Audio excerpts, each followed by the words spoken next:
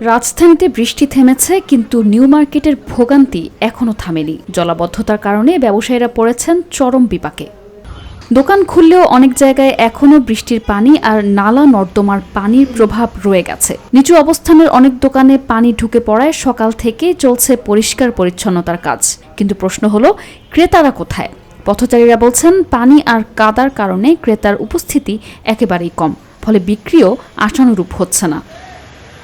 এদিকে জনসাধারণের অভিযোগ, নিউ মার্কেটের ড্রেনেজ ব্যবস্থা দীর্ঘদিন ধরেই দুর্বল।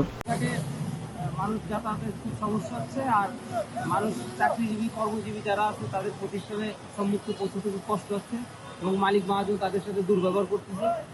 আর সবথেকে বড় বিষয় হচ্ছে রাস্তাঘাটে কিছু কিছু জায়গায় ভেঙে গেছে, যেমন ধোলাইখাল, খুব কষ্টকর অবস্থা। পরীক্ষার ছাত্রছাত্রীরা যারা পরীক্ষা দেবে তাদেরও খুব সংকটে আছে, মা বাবা খুব আতঙ্কের ভিতরে আছে। ক্ষমতার অবহেলা, কারণ কিসের জন্য ক্ষমতার অবহেলা? যারা ওই চেয়ারে বসে তারা মনে করেন যে টাকা লুটা খাওয়ার চিন্তা ভাবনা করে। তারা যদি টাকা না লুটা খায়, যদি জনগণের সেবকে না খায়, তাহলে এইভাবে পানির মধ্যে থাকতে হয় না। মানুষজন বের হতে পারতেছে না, যেখান থেকে পানি বেঁধে রয়েছে, রাস্তাঘাট এখান থেকে কাজে রাখছে।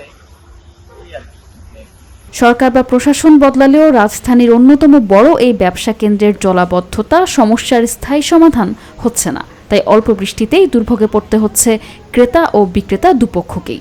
রোববার ভারী বৃষ্টির সময় দুর্ঘটনা এড়াতে নিউ মার্কেটের বিদ্যুৎ সংযোগ সাময়িকভাবে বন্ধ রাখা হয়েছিল। সংশ্লিষ্ট কর্তৃপক্ষ জানিয়েছে, সোমবার সকাল থেকে আবার বিদ্যুৎ সংযোগ চালু করা হয়েছে।